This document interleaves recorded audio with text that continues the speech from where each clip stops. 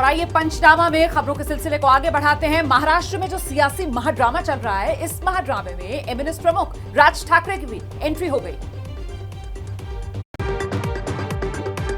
महाराष्ट्र संकट में राज ठाकरे सक्रिय तो पहले से थे, लेकिन इस राज से पर्दा अब उठा है। सूत्रों के मुताबिक राज ठाकरे की पार्टी एमएनएस पहले दिन से ही उद्धव से बगावत करने वालों के साथ संपर्क में है। एमएनएस की तरफ से बाला नांदगांवकर को संपर्क का जिम्मा सौंपा गया। सूत्रों की माने तो बागियों को साफ संदेश भी दे दिया गया है कि एमएनएस के दरवाजे उनके लिए हमेशा से खुले हैं। गेम में राज की एंट्री का जो सियासी समीकरण निकाला जा रहा है, उसके मुताबिक शिंदे गुट के साथ ठाकरे का नाम जुड़ा रहेगा। बागियों को राज ठाकरे का चेहरा मिलेगा। हिंदुत्व के मुद्दे पर एकजुट होंगे। लाउडस्पीकर मुद्दे पर आंदोलन के जरिए राज ठाकरे अपनी पार्टी में जान फूंकने की कोशिश में हैं। ऐसे में राज ठाकरे के लिए सियासी आपदा एक अवसर की तरह है।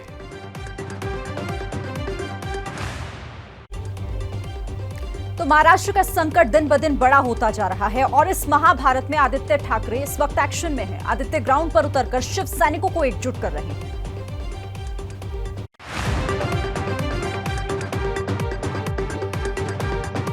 महाराष्ट्र की महाभारत में शिवसेना की तरफ से ग्राउंड पर मोर्चा आदित्य ठाकरे ने संभाला हुआ है। आदित्य ठाकरे लगातार जमीनी स्तर पर कार्यकर्ताओं को एकजुट कर रहे हैं। आज आदित्य ठाकरे ने अपने विधानसभा क्षेत्र वर्ली में कार्यकर्ताओं को मोबिलाइज किया।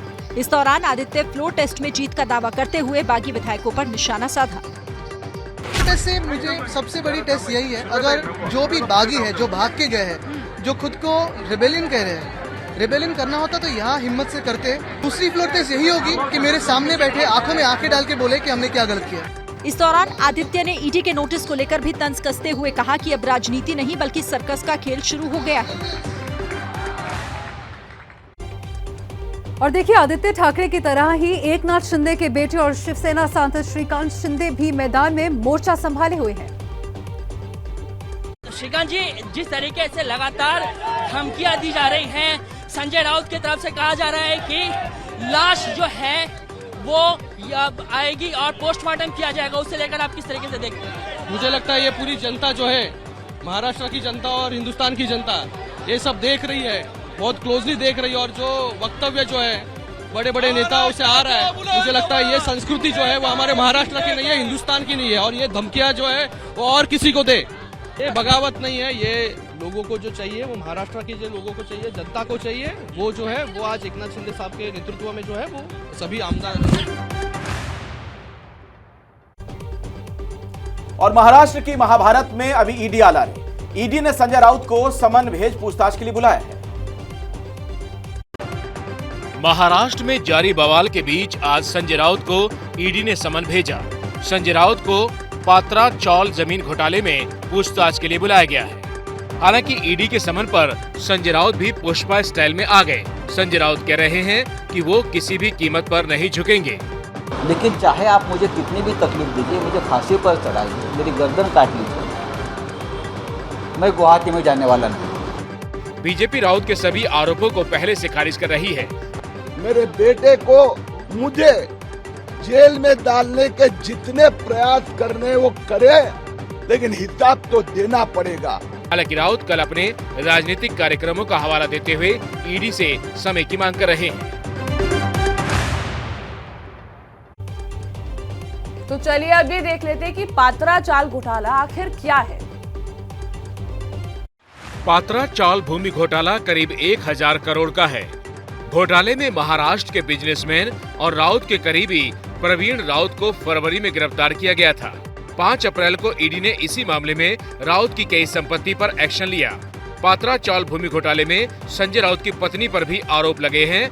आरोप है कि बिजनेसमैन प्रवीण की पत्नी ने संजय राउत की पत्नी को भी 83 लाख रुपए का कर्ज दिया था। इन पैसों का इस्तेमाल राउत परिवार ने दादर में एक फ्लैट खरीदने के लिए किया था। तो महाराष्ट्र का महासमर, शिवसेना की ये अंदरूनी लड़ाई और इस सब के बीच अब गड़े मुर्दे भी जमकर उखाड़े जा रहे हैं। शिवसेना की लड़ाई शतरंज की तरह जारी है। एक एक मोहरे के जवाब में कई मोहरे खड़े किए जा रहे हैं। शिवसेना के पूर्व विधायक सुभाष सावने उद्धव ठाकरे पर हमलावर हैं। शिवसेना प्रमुख वंदनीय बाळासाहेब ठाकरे ने अपने हयात में कांग्रेस की कभी तारीफ नहीं की, कांग्रेस का अपोज किया है, अब उनके साथ बैठ रहे हैं। सामने के जरिए शिंदे सवाल उठा रहे हैं कि बाला साहेब को गिरफ्तार करने वाले छगन भुजबल के साथ हम कैसे बैठ सकते हैं। इससे पहले दाऊद की भी एंट्री हो गई। शिंदे ने नवाब मलिक का नाम लिए बिना पूछा था कि शिवसेना उन लोगों का समर्थन कैसे ले सकती है जिनका संबंध मुंबई बम धमाकों के आरोपियों से है। शिंदे गुट का आरोप है कि उद्धव ठाकरे बागियों से पूछ रहे हैं कि वो आरोप लगाने वाले किरीट सोमैया के साथ कैसे बैठेंगे, जिसके जवाब में अब भुजबल से लेकर दाऊद तक की फाइलों से धूल झाड़ी जा रही है। तो महाराष्ट्र की महाभारत में अब पोस्टर की लड़ाई भी तेज हो गई है। उद्धव ठाकरे और एकनाथ शिंदे के समर्थकों ने सड़कों को पोस्टर से पाट दिया है। महाराष्ट्र में बाला साहेब की विरासत की जंग अब सड़क पर पोस्टर से भी लड़ी जा रही है। मुंबई में उद्धव ठाकरे के समर्थन में पोस्टर लगे तो इसका जवाब 79 किलोमीटर दूर ठाणे से भी आया। पूरा ठाणे एकनाथ शिंदे के पोस्टर से पटा है। देखिए, ये एक बड़ा सा होर्डिंग यहाँ पर आप देख रहे हैं कि साहेब आम्ही तुमच्या सोबत, यानी कि एकनाथ शिंदे हम आपके साथ हैं। इस तरह के होर्डिंग जो है पूरे ठाणे और हाईवे पर बड़े बड़े लगाए गए हैं। बता दें कि ठाणे बागी गुट के नेता एकनाथ शिंदे का गढ़ माना जाता है और शिंदे को ठाणे का ठाकरे भी कहा जाता है।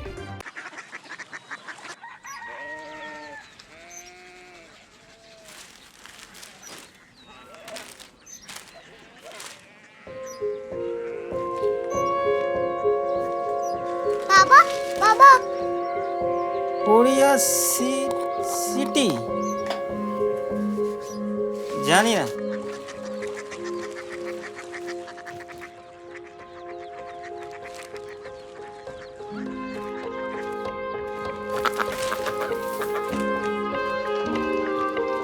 Korea city? हाँ।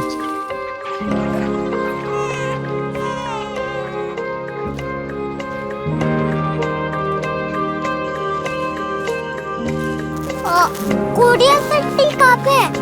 शहर अंग्रेजी लगे हैं।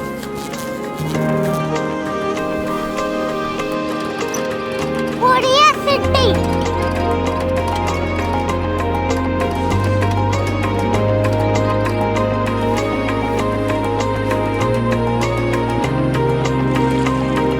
वो बहुत दूर है।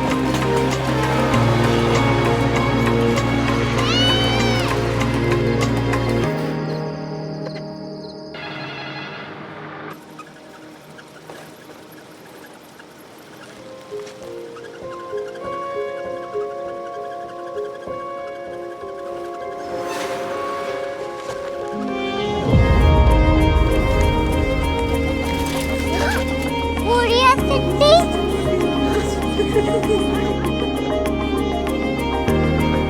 दुनिया कुछ लोग बड़े होते हैं। कोरिया सिटी कहाँ है? प्रोफेसर साहब को पता होगा। हो, ये छोटा वाला ग्लोब लगता है और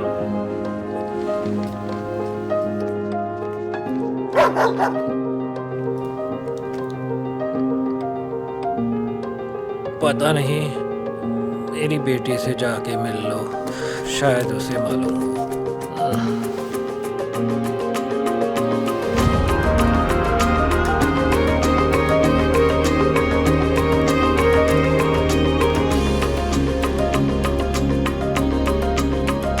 हाय,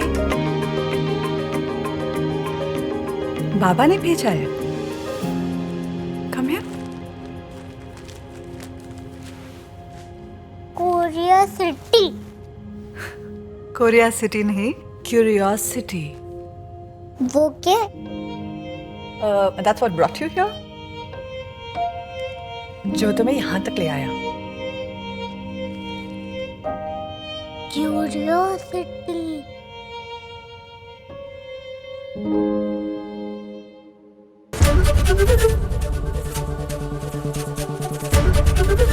एबीपी न्यूज आपको रखे आगे।